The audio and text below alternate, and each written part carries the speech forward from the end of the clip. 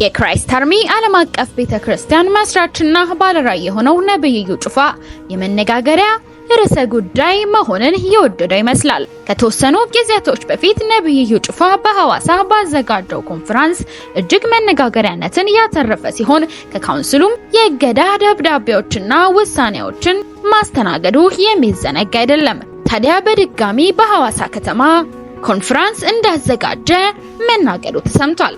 ከፊታችን በሐዋሳ ከተማ እገኛለሁ። እማይፈራ ትውልድ መለያው አለባበሱ አይደለም።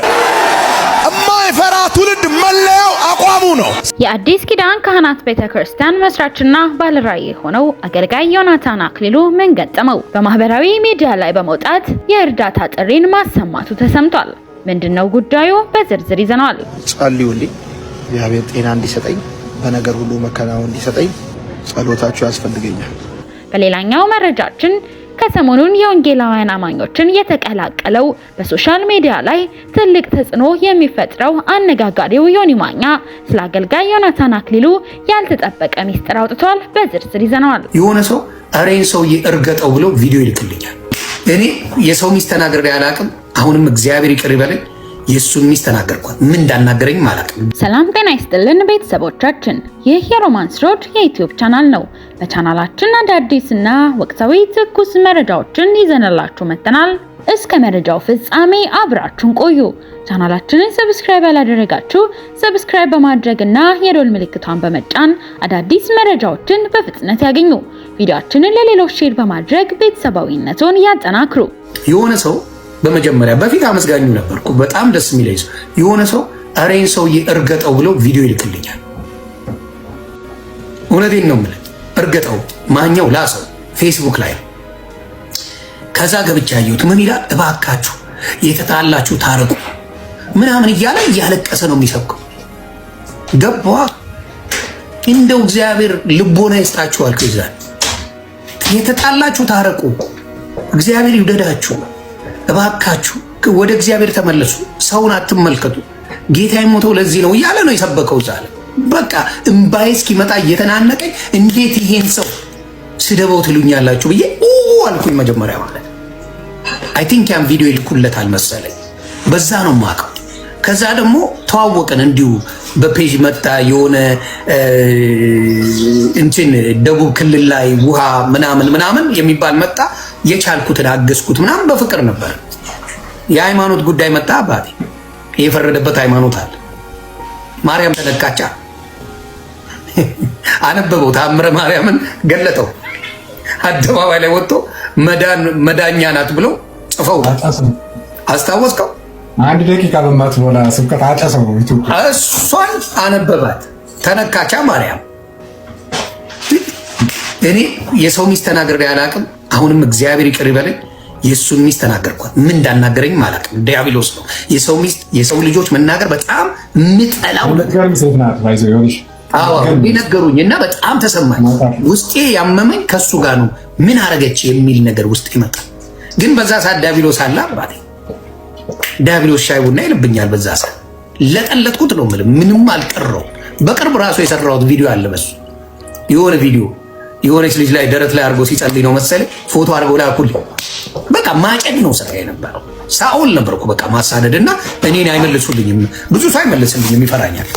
ብዙ ሰው ለእኔ መልስ አይሰራም። ከሰራ አለቀለት። ያው እንዴት እንደማደርግ የምታውቀው የሶሻል ሚዲያ እና በባቋለው የወጣቶችን ነገር እጅግ አድርጌ የማደንቀው ስራውን እጅግ የሚደነቅ ሰው መልካሙ ሰው ቢዩ በዚህ ጉዳይ የሚሰራው ስራ ታንክ ዩ ብዙ ጊዜ ሳወራ ገቡና ፔጅ ላይ ስለ ዮኒ ሳወራ ሰምታችሁ ነበር።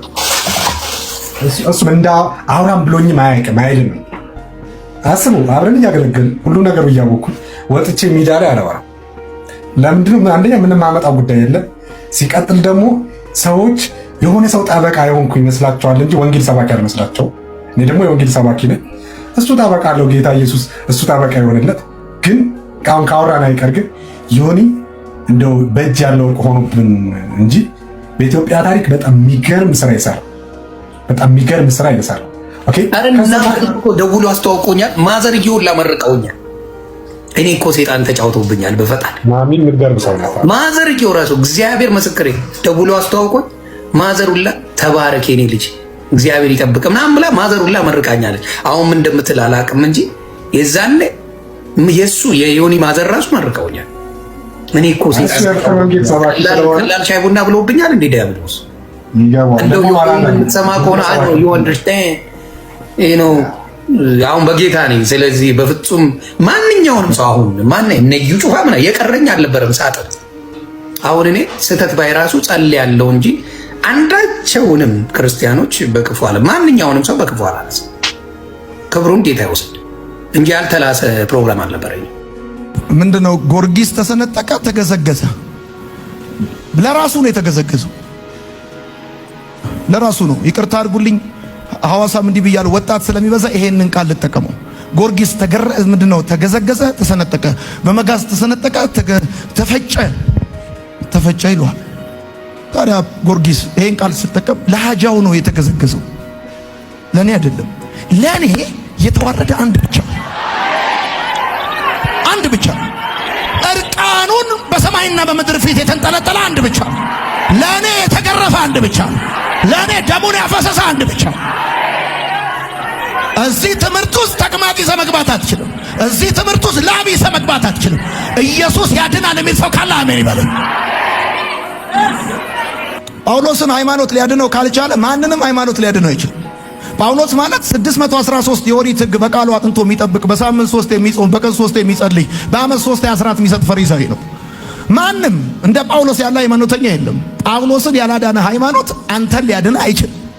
ጳውሎስን ካላዳነ መርቆሬዎስን ጠቅላይ ሃይማኖት ጠቅላላ ከሰበሰብ ሊያድን አይችልም። ከዛ ጸጋ ግን ማንንም ሊያድን ይችላል።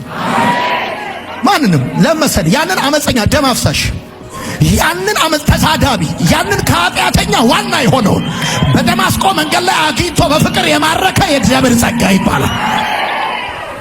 ኢየሱስ ጌታ ነው። አሚን ነው። ጳውሎስ የወዳጁን የቲቶን ሱሪ አውልቆ እንደዚህ ይላቸዋል። ግሪካዊ ነዋል ግን እንዲገረዝ ሐዋርያት አላስገደዱትም አለ። የወንጌልን እውነት አሕዛብ በክርስቶስ ኢየሱስ የደረሳቸውን ጸጋ፣ ነፃነት፣ ልጅነት ለማስጠበቅ ጳውሎስ የወንድሙን ሱሪ አውልቆ እንደዚህ ይላቸዋል። አልተገረዘም ይላቸውና ሐዋርያት ይላሉ እንዲገረዝ አላስገደዱትም ይላል። ፒተር ይሄ ጃይንት የሆነ አፖስትል፣ ያዕቆብ የኢየሩሳሌም ቤተክርስቲያን ሊደር ነው። ዮሐንስ ቲቶ እንዲገረዝ ካላስገደዱት አንተ በገላትያ የገባ የአይሁድ መምህር ነኝ የምትል ከየት አምጥተህ ነው ይህን ስልጣንና ውክልና በገላትያ የሚገኙትን አሕዛብ እንዲገረዙ የምታስገድዳቸው? አንተ ይህን ከየት አምጥተህ ነው ለመሰለህ? እነዚህን የአይሁድ መምህራን ምርኩዝ ይወስድባቸዋል። ተባረክ። ሁልጊዜ እንደዚህ ይላሉ፣ እኛ ከኢየሩሳሌም ከነ ጴጥሮስ ዘንድ ነው የተላክነው፣ ውክልና አለን፣ ስልጣን አለን። ይሄ ጴጥሮስ ማነው? ይሄ ጳውሎስ ደግሞ ከኢየሱስ ጋር ከሐዋርያትም ጋር አልነበረም። ሐዋርያነቱ ሙሉ አይደለም፣ ከሰው ነው የተቀበለው። ለዚህ ነው ገላትያ ሲጀምር እንደዚህ ይላል፣ ከሰው ወይም በሰው የተላከ ሳይሆን በኢየሱስ ክርስቶስ ከሙታንም ባስነሳው በእግዚአብሔር አብ ሐዋርያ ከሆነ ጳውሎስ አብረውኝም ካሉ ወንድሞች ጋር ይሄ ምጽፍላችሁ ደብዳቤ የኔ ሐሳብ ብቻ ሳይሆን አብረው ያሉ ወንድሞች ራሳቸው የነሱም ሐሳብ ነው ይላቸዋል። በክርስቶስ ጸጋ የጠራችሁን እርሱን ትታችሁ ወደ ተለየ ወንጌል እንዲፈጥናችሁ መዝሙራችሁ ደንቆኛል። የገላትያ አማኞች አስተጣጠፋቸው መንገዱ እስኪታጠፍ አልጠበቁም። ሰው አደባባይ ላይ ወደ ኋላ ይመለሳል። አደባባይ ላይ ነው ወደ ኋላ የተመለሱት። አደባባይ የት ላስረዳችሁ? እዚህ ኤድና ሞልጋ ሰው እንደዚህ ይዞራል እንጂ እንዲህ ይመለሳል። ሰዎቹ እንደዛ ነው የተመለሱት። ስለዚህ ቲቶን ይዞ የሄደበት ምክንያት ባጭር አማርኛ ቲቶን አግኝተው እነ ጴጥሮስ ምን አሉ? ይገረዛሉ አላሉም። እነዚህ በገላትያ የምትገኙ መምህራን አሕዛብ ይገረዝ እያላችሁ የምታስጨንቋቸው ምን ስለሆነ ነው ለማለት ነው። እማይፈራ ትውልድ መለያው አለባበሱ አይደለም። እማይፈራ ትውልድ መለያው ንግግሩ አይደለም። እማይፈራ ትውልድ መለያው አቋሙ ነው። 32,000 ሰራዊት በተሰበሰበበት አደባባይ ላይ እግዚአብሔር እንደዚህ አለ፣ የፈራ የደነገጠም ከገለዓድ ተራራ ወደኋላ ምን ይበል? ይመለስ። የፈራና የደነገጠ ወደኋላ ይመለስ በሚል ድምፅ ብቻ ከጌዴዎን ጋር ከወጣው ሰራዊት መካከል 22,000 ሰራዊት ወደ ቤት ተመለሰ። በተራ ድምፅ የሚመለስ ሰራዊት አይፈጠርም ከዚህ በኋላ። በድሮ ዘመን አንድ ነገር አለ። የሚፈራ ሰራዊት በሰራዊት መካከል ከተቀላቀለ ጀግኖችንም ያስመታል። ጀግኖች እንዳይመቱ ፈሪዎች በአንድ ኮመንት እንዲህ የሚሉ እነሱ መጀመሪያ ወደ ቤት መመለስ አለባቸው። ይህ የተባለ ትውልድ በሶስት ምልክቶች ታጅቦ ይሄዳል። የመጀመሪያው መንቀጥቀጥን እየፈጠረ ይሄዳል። ሁለተኛው እንደ አንበሳ ተኝቶ ፍርሃትን ይፈጥራል። ሶስተኛው ሽብርን ይፈጥራሉ። የጨለማ ልጆችን ጭንቅላታቸውን ይዞ የሚያጋጩ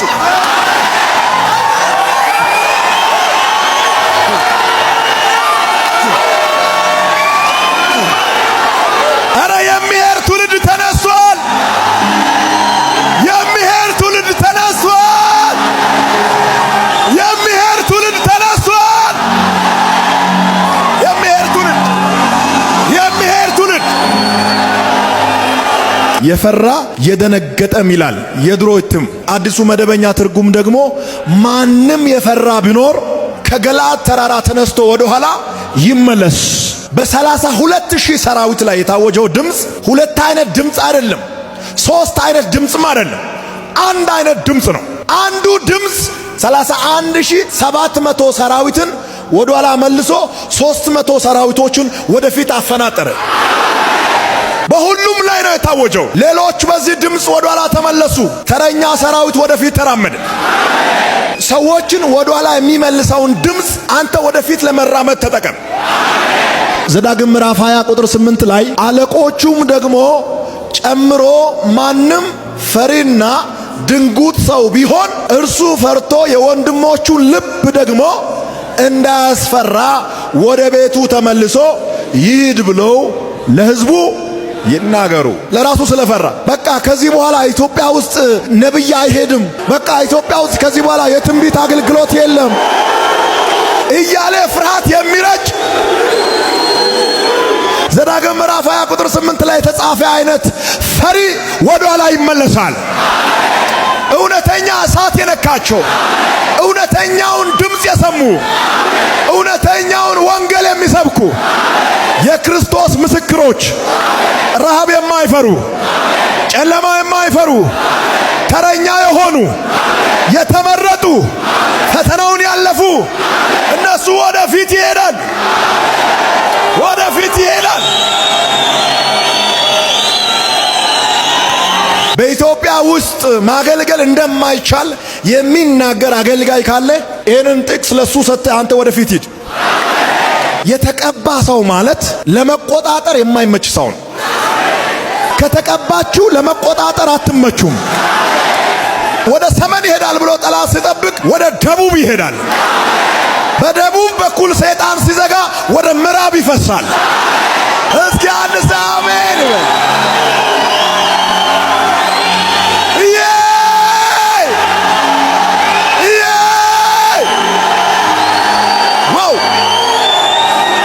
ዘዳግም ምዕራፍ 20 ቁጥር 8 ላይ የተጻፈውን ቃል አይታችኋል። ለራሱ ፈርቶ የወንድሞቹን ልብ በፍርሃት እንዳይመታ ወደ ቤቱ ተመልሶ ይሂድ።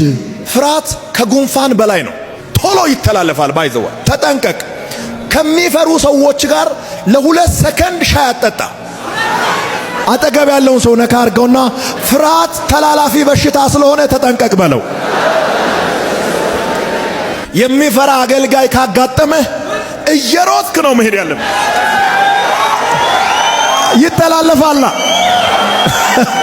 ይተላለፋል። ሰይጣን ለክቶ በሚሰጠው ፍጥነት አትሄድም። ሰዎች ለክቶ በሰጡት ፍጥነት አትሄድም። እግዚአብሔር በፈቀደልህ ፍጥነት ልክ ትሄዳለህ። ፍጥነታችሁን ማንም አይቆጣጠርም። ሰላምና ጸጋ ይብዛላችሁ የተወደዳችሁ የእግዚአብሔር ቤተሰቦች። ከፊታችን ግንቦት 9 2017 በሐዋሳ ከተማ በገዛኝ ሪዞርት ላይ አንድ ልዩ ፕሮግራም ተዘጋጅቷል። ስለዚህ ፕሮግራም ለማስተዋወቅ ነው እዚህ ላይ የተገኘሁት።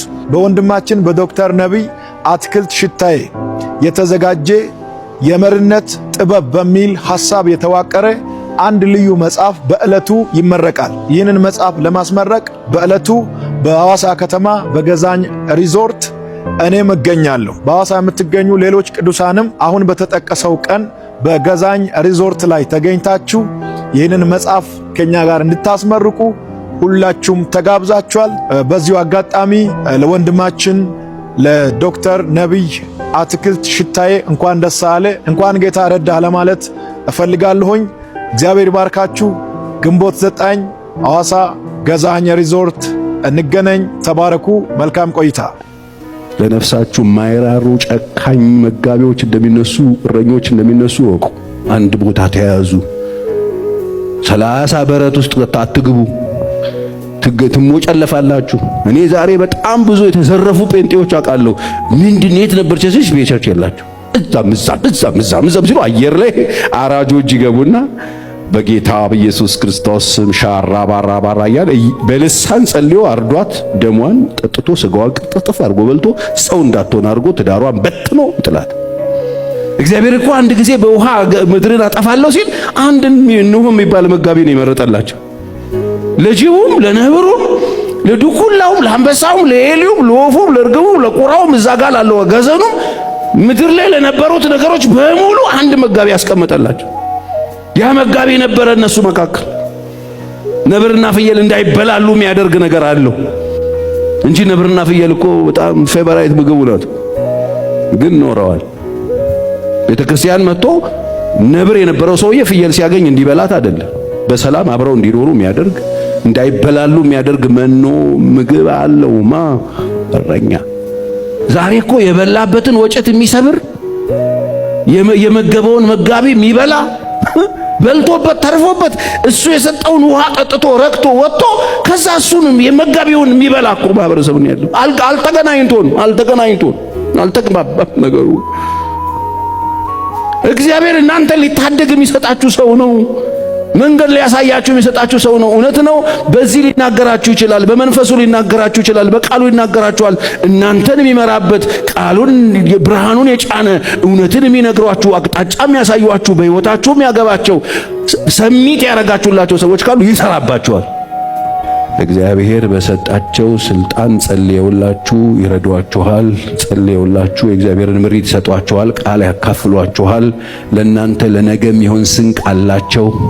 መጋቢዎቻችሁን ውደዱ። ጥፋተኝነት ስሜት እንዲሰማችሁ ከማያደርገው ኃጢአት ምንድነው ካላችሁ ትዕቢት ነው።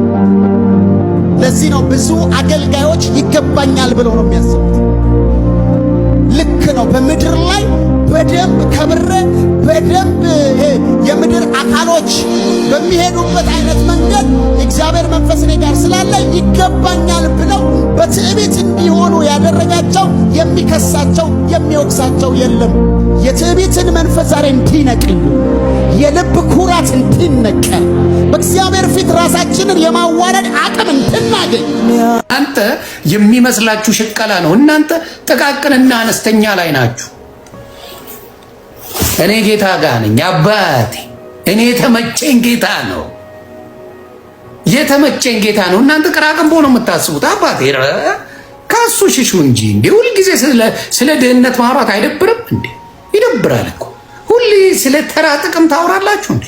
15 years አላችሁ እኮ 15 አይሰለቻችሁም እንዴ? ስለ ገንዘብ እሱ ለጥቅሙ ነው። እሱ ገንዘብ ካገኘ ጌታን ያገኘሁት አሁን ምን ታደርገዋለህ? ምን ታደርጋለህ እንግዲህ? ጌታ ምንም ጥቅም አይፈልግም። ምንም ከኔ የሚፈልገው ነገር የለም። ምን ልትለኝ ነው አሁንስ? ለጥቅም ነው። እሱ ልጁን ይሰጣል፣ ሚስቱን ይሸጣል። ገንዘብ ከሰጡት የማይሆነው ነገር የለም። እሱ እንደዚህ የማይሆነው ነገር ታለቅሳለህ አንተ። በእኔ መገለጥ፣ በእኔ ከኃጢአት ኑሮ መውጣት፣ ከኔ ሲኦልነት መውጣቴ ያስለቅሳል። ዲያብሎስ አንተን የሚያውቅ ዲያብሎስ ነው። ዳስ ሶል ዲዘባ የተመሰገነው ጌታ ነው። ኢየሱስ ጌታ ነው ብዬ ነው የመሰከርኩት። አትበሳጭ። ሴጣን ገና ያለቅስብኛል። ሴጣን ገና እየየልብኛል። የኔን መዋረድ የሚፈልገው ሴጣን አዋርጄ ያሳያለሁ። አዋርደዋለሁ ሴጣንን። ኢየሱስን አከብረዋለሁ። ኢየሱስን የግል አዳኝ አድርጌዋለሁ። ሴጣን ይዋረዳል እንጂ በኔ ላይ የከበረ ኢየሱስ ክርስቶስ ተዋርዶ አያውቅም። መቼም ኢየሱስ ክብሬ ነው። በእኔ ውስጥ ያለ ኢየሱስ አይወረድም። እመነኝ። በአንተ ውስጥ ያለው ዲያብሎስ ዮኒ ማኛ እንዲሆናል፣ ዮኒ ማኛ እንዲያደርጋል፣ ዮኒ ማኛ ካሁን ይሳደባል፣ ካሁን ወደ ነበረው ወደ ፖለቲካ ይመለሳል፣ እንደዚህ ያደርጋል። ተንጫጫ አባቴ ተንጫጫ። ምቾት ላይ ነኝ። ኢየሱስ ይመቻል፣ ይመቻል። ኢየሱስ ያንተን ተረት ተረት አልሰማም አባቴ። እኔ የምሰማው በመስቀሉ ላይ የተሰቀለልኝ ኢየሱስ ክርስቶስን ነው። የእሱን ወንጌል ነው የምሰማው። ጠላት ተሸበር። አዎ አምሯል እንዴ የቀልዱን ነው እንዴ ምናምን ስትል ዋል እንደ ተወዛገብክ ትኖራለህ።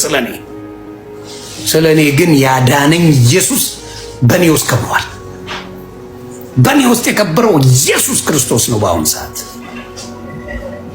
ክብሩን ይውሰድ የኔ ጌታ። ጭፈራ ቤቶች አሁን የሚያደርጉት ወይ ሙስሊም ናቸው ወይ ኦርቶዶክስ ናቸው።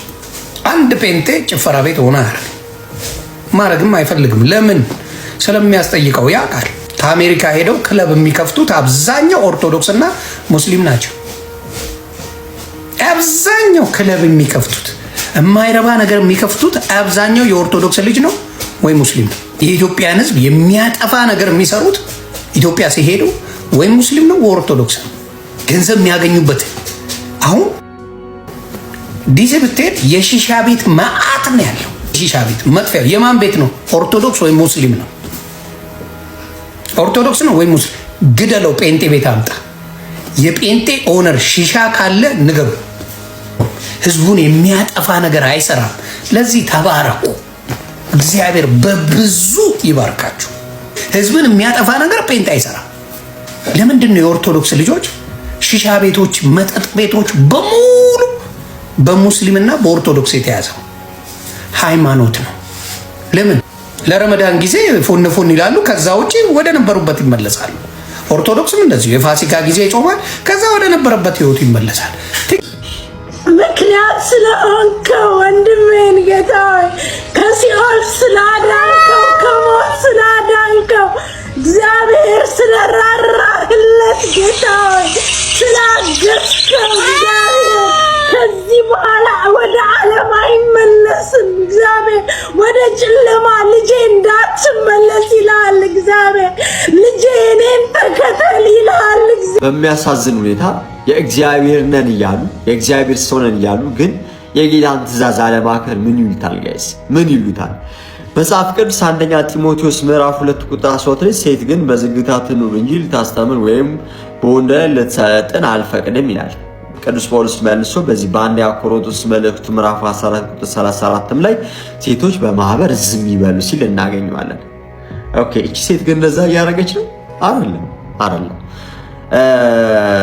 ግን ቅዱስ ጳውሎስ የነገረን ያለው የራሱን ሐሳብ ነው? በፍጹም። ቁጥር 37 ላይ ዘቀሰጥሉ አንደኛ ቆሮንቶስ ምዕራፍ 14 ቁጥር 37 ላይ ምን ይለናል? ማንም ነቢይ ወይም መንፈሳዊ የሆነ ቢመስለው ይህቺ የጻፍሁላችሁ ይላል የጌታ ትእዛዝ እንደሆነች ይወቃል። የማን ትእዛዝ ነው? የጌታ ትእዛዝ። የጌታ ትእዛዝ ምን ብሎናል? ሴት ልጅ በማህበር ዝም ትበል። ኦኬ እንደዛ ግን ነው እየሆነ ያለው አይደለም። እሺ የጌታን ትእዛዝ እርግጥ እንደማያከብሩ በብዙ መልኩ ማሳየት እንችላለን። ለማንኛውም እኔ የመጣሁት ወይም ነው ላሳያችሁ የፈለኩት ስለዚህ አይደለም። ስለዚህ በነገራችን ላይ አንዳንድ ሰዎች እንደውም ሴት ልጅ እንደው ከወንድ ጋር ምናምን አነጻጽሮ ለማስቀመጥ የሚሞክሩበት ሐሳብም እንደሆነ እንረዳለን። በነገራችን እንደዛ አይደለም ሐሳቡ፣ የጌታ ትእዛዝ ነው እንጂ ሴትም ደግሞ ምታንስ ሆና እንድትገለጥ አለ። ምክንያቱም በክርስቶስ ኢየሱስ አንድ እንደሆንን መጽሐፍ ይናገራል። በዚህ በገላትያ መልእክት ምዕራፍ 3 ቁጥር 27 ጀምሮ ይላል ከክርስቶስ ጋር አንድ ትሆኑ ዘንድ የተጠመቃችሁ ሁሉ ክርስቶስን ለብሳችኋልና አለ። ከማን ጋር አንድ ነው? ከክርስቶስ ጋር አንድ ነው። ስለዚህ የተጠመቀ ሁላችን ከማን ጋር አንድ ሆነናል? ከክርስቶስ ጋር። ለወንድ ለሴት ነው አይደለም። ቁጥር 28 ላይ መልሶ እንደዚህ ይለናል። ገላትያ ምዕራፍ 3 ቁጥር 28 አይሁዳዊ ወይም የግሪክ ሰው የለም ማለት፣ ባሪያ ወይም ጨዋ ሰው የለም፣ ወንድም ሴትም የለም፣ ሁላችሁም በክርስቶስ ኢየሱስ አንድ ሰው ናችሁና ወንድም ሴትም የለም። ስለዚህ ወንድም ሴትም መበላለጥ በሌለበት መልኩ በክርስቶስ ኢየሱስ ምንድነው አንድ ነን። ይህ የተባለበትን ነገር ግን በሌላ ቪዲዮ እንመጣበታለን። ለማንኛውም እቺ ነቢይት ምናልባት ባልሳሳት ያለችው በጴንጤቆስጤ የሚባለው እንቅስቃሴ ላይ ነው። እንግዲህ ከ1901 ጀምሮ እንደተጀመረ ይነገርለታል። የዛሬ 100 ዓመት አካባቢ ማለት ነው። እና አግነስ ኦዝማን የምትባል እንግዲህ የማይደመጥ ልሳን ይሉታል። የማይደመጥ ልሳን ጫር አደረገችው ብታየት ጋይስ ትሞታላችሁ። ለማንኛውም ከዛ በኋላ እንቅስቃሴ የተጀመረው በሀገር አሜሪካ ማለት ነው አጀማመሩንም የሚያሳየን። ስለዚህ ግን የዛሬ 100 ዓመት ጀምሮ በኋላ ያለ ሃይማኖት ውስጥ ነው ያለችው ሴት እና ከዛ እንቅስቃሴ በኋላ ያለ ወይም ደግሞ ተውት ሪፎርመሮቹ ጋር እንሂድና ከሉተር እንጀምር። 1517 አይደል? የዛሬ 500 ዓመት ማለት ነው። ከዛሬ 500 ዓመት በፊት ለ1500 ዘመን ክርስትናም ሆነ ጌታን መቀበልም ሆነ ክርስትናም ሆነ ጌታን መቀበል ሆነ የክርስቶስ መሆን አልነበረም ማለት ነው። አዎ አልነበረም ካላችሁ ስህተት ይሆናል። ለምን መሰላችሁ? መጽሐፍ ቅዱስ እንደዚህ አለ። የማቴዎስ ወንጌል ምዕራፍ 28 ቁጥር 19-20 ላይ ስታነቡ ሂዱ አለ አሕዛብን ሁሉ በአብ በወልድ እና በመንፈስ ቅዱስ ስም እያጠመቃችሁ ያዘዝኳችሁን ሁሉ እንዲጠብቁ እየነገራችኋቸው ደቀ መዛሙርት ያድርጓቸው አለ። የኔ አድርጓቸው አለ። ማንን? ሐዋርያትን ማለት ነው የላካቸው። ከዛስ እኔም አለ እስከ ዓለም ፍጻሜ ድረስ ሁል ጊዜ ከእናንተ ጋር አለው። መቼ? ሁል ጊዜ እስከ መቼ? እስከ ዓለም ፍጻሜ ድረስ። ከመቼ ጀምሮ? ከዛች ካዘዛቸው ቀን ጀምሮ እስከ ዓለም ፍጻሜ ድረስ ጌታ የተለያት ቤተክርስቲያን እኛ እናቃትም። ኦኬ ከሲኦል አወጣህ ከጨለማም ወጣህ ስትለው ነበረ። ሲኦል ጨለማ ወጣ ከተባለ ለ1500 ዘመን ቤተክርስቲያን ጨለማ ውስጥ ነበረች። ቤተክርስቲያን ክርስቶስ አልነበራትም ካልን ሎቱ ስብሐት ክርስቶስ ኢየሱስን ሐሰተኛ እናደርገዋለን። ለምን? እኔም እስከ ዓለም ፍጻሜ ድረስ ሁል ጊዜ ከእናንተ ጋር አለው ብሏል። ስለዚህ ጌታ የማይለያት ነች። በኤፌሶን 4:5 ላይ አንድ ጌታ፣ አንዲት ጥምቀት፣ አንዲት ሃይማኖት ይላል። ስለዚህ አንዲት ቤተክርስቲያን አለችን። እቺ ቤተክርስቲያን ደግሞ የሚገርማችሁ ነገር አንድ ጊዜ ፈጽሞ ለቅዱሳን የተሰጠ ትምህርት አላት። ለቅዱሳን የተሰጠ መገለጥ አላት። ለቅዱሳን ፈጽሞ ስለተሰጠ አንዲት ሃይማኖት ትጋደሉላት ዘንድ ጽፍላችሁ ግድ ሆነብኝ አይደል የሚለን ይሁዳ። አንድ ጊዜ ተሰጣለ። አንድ ጊዜ የተሰጠው የትኛው ነው? በጌታ የተሰጠ። ከዛ ሐዋርያት ያዙት እኛ ጋር እያለ ምን ይላል? እየተላለፈ እስከ ዓለም ፍጻሜ ድረስ ይቀጥላል። ስለዚህ ክርስቶስ ኢየሱስ አይለያትም ማለት ነው። እንደዛ ከሆነ እቺ ነቢይት ምን አይነት ነገር እየተናገረች ነው? ስህተትን እየተናገረች ነው። ከሲኦል አወጣህ እያለችው ነበረ። ከጨለማም ደግሞ ወጥተሃል ስትለው ስትናገረው እንሰማ ነበረ። ምናልባት ግን እንዳይረዝምባችሁ በክፍል 2 ብለን እንመጣበታለን። በጣም ብዙ ነገሮች ስትናገር ስለነበረ ግን ማስተዋል ያለብን አንድ ነገር አለ ጋይስ። ጌታ የተለያት አንዲትም ጊዜ የለም። ቤተክርስቲያን ለአንዲትም ቅጽበት የተለያት ጊዜ የለም። ለአንዲትም ቅጽበት የተለያት ጊዜ ከሌለ አዳዲስ አካላቶች ሊፈጠሩ አይችሉም ማለት ነው። ለምን? አንድ ጊዜ አካሉ አለች፣ አንድ ጌታ አለ። እርሷም አካሉ እኛ ብልቶች ሆነን ያለንባት አንዲት ህብረት ስላለች፣ ስለዚህም እቺን የጌታን ቤተክርስቲያን ግን በሲኦል በጨለማ እያለች ታንቋሻት ነበር። ለማንኛውም ጌታ ልቡኖን ያድልሽ። እንደዛ ኮፒ ሊንክ ሪፖስት ምናምን እያደረጋችሁ አካውንቴ ስለተመታች ልታደርሱልኝ ብትችሉ፣ በቀጣይ ቪዲዮ ግን እንገናኛለን።